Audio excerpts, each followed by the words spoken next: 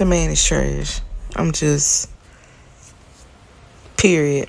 A lot of stuff that's on today is coonery and buffoonery. And I know it's making a lot of money,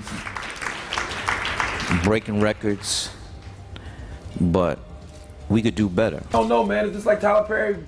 He paints a very negative portrayal of black men. We ain't that bad. Like, Jesus Christ. Like, Tyler Perry makes us seem like we ain't We put too much pressure on Tyler Perry. You know what I mean? He ain't put nobody on. The people that been in his productions, they not famous. All of them can walk through the mall without security. Because each artist should be allowed to pursue the artistic endeavor. But I still think there are a lot of stuff that's on today. I don't know, man. Sometimes I wonder if Tyler Perry is like, he's on a crusade to make black men look as bad as possible so women don't want us no more, so he can have all the men himself. If you've watched a few Tyler Perry movies, you might have noticed something interesting. You don't really see any A-list black male actors or big-name stars in general popping up in his films. The people that been in his productions, they not famous. All of them can walk through the mall without security. Be what you gonna be, but put your people on. Which is kind of odd when you think about it, right? Tyler Perry is one of Hollywood's biggest black producers with massive budgets, literally billions to play with. So why is that? Now, don't get us wrong, Perry's personal story is absolutely incredible. The man went from being homeless to a multimillionaire who owns his own jet and runs one of the largest movie studios in the country. I'm holding so tight, my hands are bloody as it's hitting me. It took me so long to understand what happened. Honestly, his life story alone could be his best movie yet. But instead of that inspirational tale, we keep getting hit with the same old formula. Perry, in a wig and a dress, playing Medea or some other character with the same energy. It's no surprise that big-name directors like Spike Lee have been pretty vocal with their criticism. And there's a huge audience, and Tyler's very smart. You know what he's done. He started out, with these plays, and church buses would pull up, bought his own jet. It's also worth mentioning that Spike Lee is super tight with A-listers like Wesley Snipes, Denzel Washington, and Samuel L. Jackson, so when he speaks up, people listen. His words definitely carry some serious weight in the industry, especially when it comes to conversations about representation and quality in black cinema. Hello, I'm Wesley Snipes. I want to talk about my friend Spike Lee. It's pretty well known that Spike Lee and Tyler Perry haven't exactly been best buds over the years. Despite both being huge figures in black cinema, they've had their fair share of disagreements. While they've both made major contributions to putting black culture on screen, they've taken very different approaches. The tension between them really caught the public's eye around 2009 when Spike Lee, never one to hold back, criticized Perry's films and TV shows. He slammed Perry's work for what he called coonery and buffoonery, basically accusing him of reinforcing negative stereotypes about the black community. It's coonery and buffoonery. And I know it's making a lot of money, breaking records, but we could do better. Spike didn't mince words in an interview with Black Enterprise, where he compared Perry's content to the stereotypical depictions found on what he called the idiot box. A pretty harsh jab at TV in general. He was definitely not pulling any punches there. A lot of this is on us. You vote with your pocketbook, your wallet, you vote with your time. Sit in front of the idiot box. Sure, Spike did acknowledge that Perry is smart and knows how to pull in an audience. Let's be real, Perry has a massive fan base, and he's no slouch when it comes to cranking out content that people genuinely enjoy. But Spike wasn't too thrilled with the image Perry's movies and shows were putting out there. He basically accused Perry of pandering to whatever would get the best ratings, even if it meant leaning into harmful stereotypes. And I know it's making a lot of money, breaking records, but we could do better. And honestly, a lot of people think Spike might have a point. Tyler Perry's brand of comedy often relies on simplistic and stereotypical portrayals. While Perry argues that he's creating jobs for black actors and making bank in the process, critics say that's not a good enough reason to keep pushing those kinds of images. It's like saying just because a crack dealer or heroin dealer is making money and keeping some cash in the community, that somehow justifies the damage they're doing. Or think about big corporations that rake in tons of money and employ a lot of people, but end up pushing out smaller companies with quality quality products because they flood the market with cheap goods. The point is, making money doesn't automatically mean what you're doing is right or good for the community. Spike Lee, on the other hand, has always been about creating movies that celebrate Black culture without falling into those old, tired stereotypes. Sure, his films might not always be box office hits, but Spike takes pride in the stories he tells. For him, it's all about showing love and respect to the Black community through his art. A lot of this is on us. You know, you vote with your pocketbook, your wallet, you vote with your time, sitting in front of the idiot box. But Tyler Perry didn't just sit back and let Spike's criticism slide. Oh no, he fired back, and he did it with a punch. It all went down in 2009 when Perry was on 60 Minutes, and they asked him about Spike Lee's criticisms of his work. Perry didn't hold back. He let loose and made it clear he was completely fed up with hearing Spike Lee's name. Perry even went so far as to say that Spike could go straight to hell. That is my answer to Spike Lee. Go to hell. Perry wasn't in the mood for any of Spike's critiques, especially the ones about coonery and buffoonery. He was basically telling Spike to mind his own business and stop taking shots at him, and other big names like Oprah and Clint Eastwood. Perry made it clear he wasn't about to let Spike's criticism slide. "I'm so sick of hearing about damn Spike Lee," Perry said, as reported by Box Office magazine. "Spike can go straight to hell. You can print that. I am sick of him talking about me. I am sick of him saying, 'This is a coon. This is a buffoon.' I am sick of him talking about Black people going to see movies. This is what he said. You vote by what you see," as if Black people don't know what they want to see. I am sick of him. He talked about Whoopi. He talked about Oprah. He talked about me. He talked about Clint Eastwood. Spike needs to shut the hell up. Even though Tyler Perry hit back at Spike in a big way, a lot of fans weren't buying his response. They started pointing out some real issues with Perry's movies, like the way they often lean on overly stereotypical portrayals of Black families and culture. Then there are the overly dramatic films where Black men and women are shown as weak, evil, or just plain problematic. And let's not forget the behind-the-scenes rumors about a toxic work environment, forced religious practices, and whispers about Perry's stance on LGBTQ+ issues. People have also noticed that in many of his films, dark-skinned Black male actors are frequently cast as the villains. I'm not a Tyler Perry fan, so this is what I got to say. It's funny how he got all this money to do everything but the right thing. And this lets me know that he's scared of white people. The woman asserted that Tyler Perry harbors a fear of white people, which she believed was influencing his creative choices and decisions. Her comments garnered support from others who also shared their thoughts about Tyler Perry and his work. And they said they loved the script, but they wasn't sure how the film was going to turn out, so they passed. These videos imply that there might be a hidden truth beneath the surface. The question arises, what could be Tyler Perry's secret that has led some dark-skinned actors to decline working with him?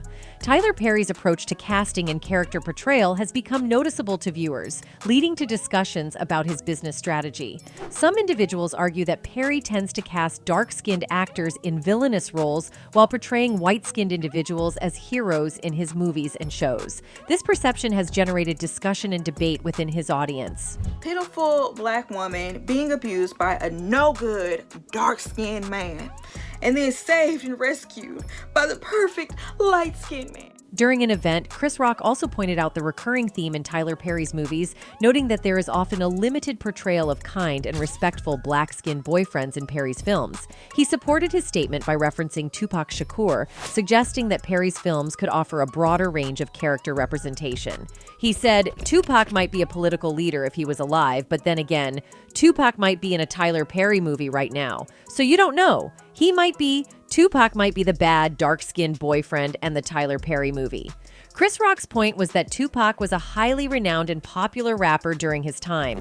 However, if Tupac were given the opportunity to appear in a Tyler Perry movie, Rock believed there would be a minimal chance that Tupac would be cast as a heroic character based on Perry's typical casting patterns. He further went on saying, "I would hope he's a senator, but he might be kicking Jill Scott down a flight of stairs. In Tyler Perry movies, there's always okay." Chris Rock's perspective aligned with Spike Lee's criticism, emphasizing that some prominent movies may achieve success because of Tyler Perry's perceived biased casting and storytelling choices. Both Rock and Lee raised concerns about the impact of such ideology on the film industry. You know, are we going back to Mantan Moreland and sleep and eat? Yet, if those films, and I mean, we're talking about Tyler Perry. Looking deeper into the entertainment industry, it becomes evident that colorism is not unfamiliar within this field. In recent times, Hollywood has faced substantial criticism, often through media-driven campaigns with hashtags that rapidly spread from Twitter to television news. It could be argued that convicted sex offender Harvey Weinstein was one of the first prominent figures to bring negative attention to the industry. In 2017, a multitude of SA allegations emerged, exposing the darker aspects of Hollywood's culture. There's a new documentary that is all about the dark side of Hollywood and how some power players allegedly use their positions to prey on young, aspiring actors. In the wake of the #MeToo movement controversy, numerous scandals rocked Hollywood. These scandals included comedian Kevin Hart stepping down as the Oscars host in 2019 due to the resurfacing of past homophobic tweets. Additionally, the #OscarsSoWhite campaign demanded increased diversity in the Oscars and greater recognition for people of color and marginalized communities. So, Hollywood's reputation has been significantly tarnished, with the once illustrious Walk of Fame appearing more like an uninspiring walk of shame without stars. Kevin Hart has stepped down from hosting this year's Oscars. He put out a statement on Twitter tonight saying, "I have made the choice to step down." In a February afternoon in 1940s, America, actress Hattie McDaniel achieved a historic milestone by winning the Oscar for Best Supporting Actress in Gone with the Wind, 1940. Notably, she became the first African American to receive this prestigious film award. While celebrating her victory and leaving an indelible mark on cinema history, the joy was tempered by the stark reality that she would be segregated from the rest of the attendees at an Oscar ceremony that effectively operated as a whites-only event. Instead of being a celebration, this event was marked more by segregation than jubilation. I sincerely hope I shall always be a credit to my race and to the motion picture industry. My heart is too full to tell you just how I feel. 80 years later, the film industry still grapples with a form of routine discrimination, despite some progress in increasing diversity. The 2020 Oscar ceremony was marred by racial controversies that have become all too common for both viewers and industry participants. Major snubs, such as the omission of Lupita Nyong'o for her outstanding performance in the 2019 film Us, exemplify this issue. And the Oscar goes to Lupita Nyong'o.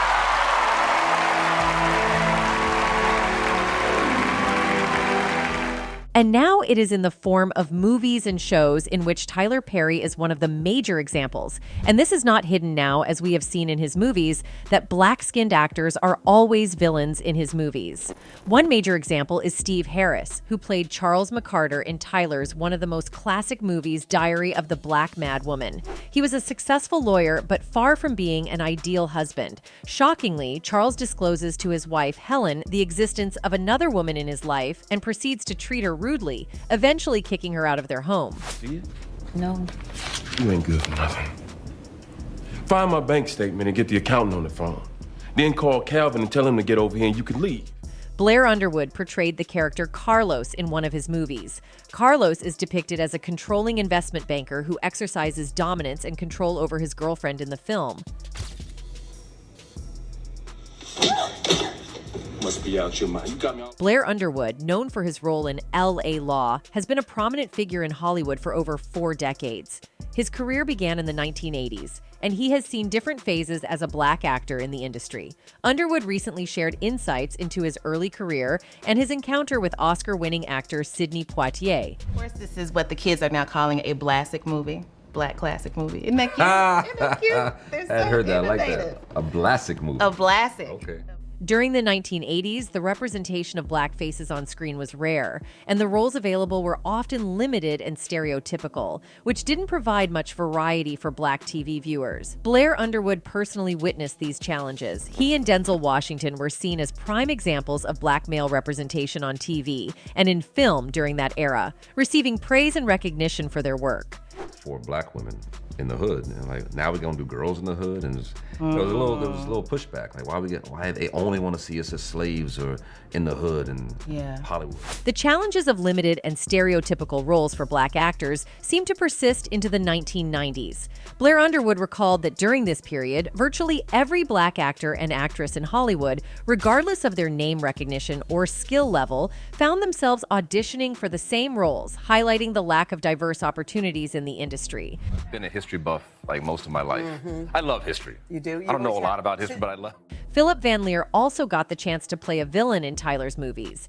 He had a prominent recurring role in the first and second seasons of the show as a dealer. No. Harry, Brenda, Harry. Hey. Harry's a high school coach. Ion Overman also appeared as a negative character in one of Tyler's movies named Medea Goes to Jail as Linda Davis. Linda in the movie, an envious assistant district attorney who is engaged to Joshua. She secretly engages in illegal activities such as fraud, evidence tampering, and providing false legal documents involving some of the people she has prosecuted. Ron Rico Lee portrayed Chuck, an assistant district attorney and Joshua's friend in the film. Another actor, Brian White, was signed as a villain by Tyler Perry in his film I Can Do Bad All by Myself. He played the role of Randy, who is an abusive boyfriend and the antagonist of the show. The way you've been looking at me. See, this here my house, and I can let you, two little nappy boys, stay here. Right.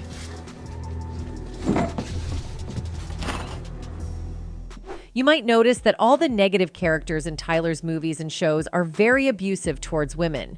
This thing has been very concerning, and many people raised their voices for this too. One such example was seen in his shows Bruh and Sistas. Bruh seems to revolve around the lives of 4 black men as they navigate various aspects of their lives, including relationships, friendships, and careers. The synopsis suggests that these men share a deep and enduring bond that resembles family, even if they aren't related by blood. Their close-knit friendship is characterized by warmth and camaraderie, evident from their bright and happy smiles in the promotional material. She moving in. You seem nervous. I'm a little confused. Wait. Okay, take it back. On the other hand, Sistas appears to focus on the lives of 4 single black women. The tagline, single but never solo, suggests that the show may explore their experiences as they navigate the ups and downs of being single. However, the synopsis provided doesn't mention their friendships or careers, and the promotional image features separate pictures of the 4 women rather than them being together. The common thread among them seems to be their shared status as single women, and it's possible that the series will delve into their individual journeys in the dating world and beyond. You want me? Look at me. I'm looking. Karen, I don't love you no more. I don't want to be with you no more. His other film, A Fall from Grace, was also criticized for colorism. The film, A Fall from Grace, tells the story of Grace Waters, portrayed by Crystal Fox, who decides to pursue love again after a painful experience with her ex-husband's affair. However, as she gets closer to her new husband, played by Mehcad Brooks, she uncovers dark secrets about him. Grace's vulnerability takes a dark turn, leading to her being accused of murder and fraud, ultimately landing her in jail. The film explores themes of love, betrayal, and the consequences of one's actions. When you wake up, you don't know that today will be the day to change your life. Grace, please tell me what happened. Tyler Perry's movies, including Acrimony, often generate discussions and debates on social media platforms like Twitter. Some viewers criticize Perry for repeatedly portraying the trauma that black women experience at the hands of men in his films, while others argue that he is shedding light on real-life issues that many black women can relate to. These debates highlight the impact of Perry's storytelling and his ability to provoke conversations around important topics. One of the internet users said, Tyler Perry refuses to produce a show that doesn't involve the emotional abuse, torture, and beating of the downtrodden black women, another one wrote. Tyler Perry has literally went from sleeping in his car broke to having a net worth of $600 million, opening a huge studio in Atlanta to employ aspiring black actresses and actors, so put some respect on his name. His movies tells the pain women go through. Critics of Tyler Perry argue that despite his contributions to the black community, he should also be held accountable for his missteps. They They highlight instances in his movies and television shows where black women are portrayed in a negative light or subjected to unpleasant behavior. Some believe that Perry's works perpetuate respectability politics as the only path to happiness and success for his characters. Manage it, grow it, through all the growing pains of it all. You've managed to do it all on your own, figuring it out and learning as you've gone, calling me a lot. Additionally, there are concerns that he assumes a level of creative control that might overlook other talented black and brown female writers and directors in the industry, as evidenced by his adaptation of Ntozake Shange's play For Colored Girls Who Have Considered Suicide When the Rainbow Is Enough. These criticisms reflect a desire for a more nuanced and responsible portrayal of characters and narratives in Perry's work. When you think about film and television, it's been done the same way for years. You know, you record an image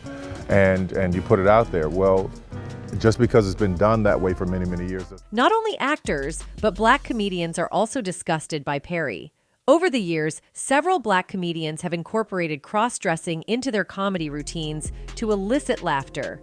This choice involves juxtaposing their commanding presence with the humorous visual of them in dresses and heels. While this approach generates comedic moments, it also carries underlying implications. What are the consequences of using cross-dressing as a comedic tool in this context? As Dave Chappelle said, when I see that they put every black man in the movies in a dress at some point in their career, I'll be connecting them down like, wow, these brothers gotta wear a dress. During a recent guest appearance on Oprah's show, comedian Dave Chappelle posed an intriguing question. He questioned why so many accomplished black male entertainers have chosen to embrace cross-dressing at some point in their careers. One notable example is Martin Lawrence, who gained recognition for his lead role in the Big Mama's House series. Likewise, Eddie Murphy incorporated a female character into his repertoire of roles in the Nutty Professor film series. This happened to me. I'm doing a movie with Martin. Yeah. The movie's going good. So I walk in the trailer. I'm like, man, this must be the wrong trailer because there's a dress in here. Jamie Foxx made a lasting impression with his unforgettable Ugly Wanda character on In Living Color, while Marlon and Shawn Wayans delved into gender reversal for their roles in White Chicks. Furthermore, the less successful Juana Man movie from a few years ago is a chapter that some may prefer to leave in the past. Ooh, that girl get around.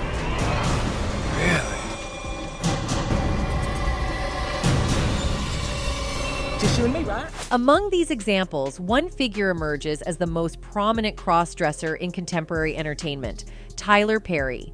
Perry, recognized not only for his contributions to the entertainment industry, but also for his influence in right-wing evangelical circles, has achieved significant success and acclaim through his Medea franchise. Damn, it's Black Friday. Every Friday is Friday. I'm black. That's a Black Friday. What you talking about? Tyler Perry has not only achieved success in the gospel play arena, but has also effectively expanded his triumph into the film industry, bringing his unique portrayal to a broader cinematic audience. Oh, it's a stage play. It's like Broadway, just with black people. Remarkably, Tyler Perry's latest book, Don't Make a Black Woman Take Off Her Earrings, even secured a spot on the prestigious New York Times bestsellers list. This raises an intriguing question. What lies beneath this phenomenon? Why do these artists choose to engage in acts that may appear to challenge traditional masculinity? And why does the audience enthusiastically embrace the spectacle of black men in such situations? One perspective is that portraying black masculinity in a more feminine context could potentially reduce the perception of threat and increase comfort for certain individuals. These cross-dressing depictions of black men might serve as a counterbalance to the dominant and assertive image often associated with hip-hop culture.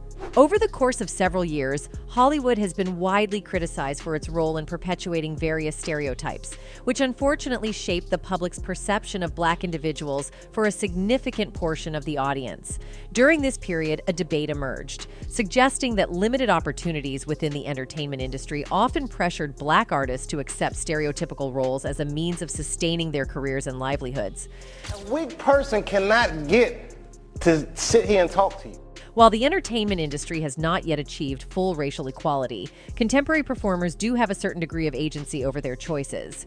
What remains intriguing in the context of these modern figures is their apparent willingness to take on cross-dressing roles, with Kevin Hart's name being particularly notable in this regard. Hope Kavenjane is lifting her arms into her signature muscle man pose. Many individuals have voiced their opposition to witnessing more instances of black men in dresses, arguing that this phenomenon has reached its saturation point. They contend that our society is already influenced by numerous factors that may undermine the perception of black men's masculinity, and there's no need to further contribute to these forces in any way. When things happen that can possibly affect your brand, your brand can be diminished, and you don't want that to happen. So, protecting my brand is definitely a priority. It is indeed heart-wrenching that we are opposed to witnessing further instances of black men in dresses. This phenomenon seems to have reached its limit, and our society already grapples with numerous factors that can undermine the perception of black men's masculinity. We believe there's no need to contribute to these forces any further. Look stupid. At the end of the day, you gotta know that you're a brand. Over an extended period, Hollywood played a leading role in perpetuating a variety of regrettable stereotypes that ultimately influenced the perception of black individuals for a significant portion of the population. During this period, a debate emerged, suggesting that due to the limited opportunities in the entertainment industry, black artists often felt compelled to take on stereotypical roles as a means of sustaining their livelihoods. And Tyler Perry is on the radar of facing these accusations because the potential evidence is not in the support of Tyler. That's it for today. See you in the next video. Until then, goodbye.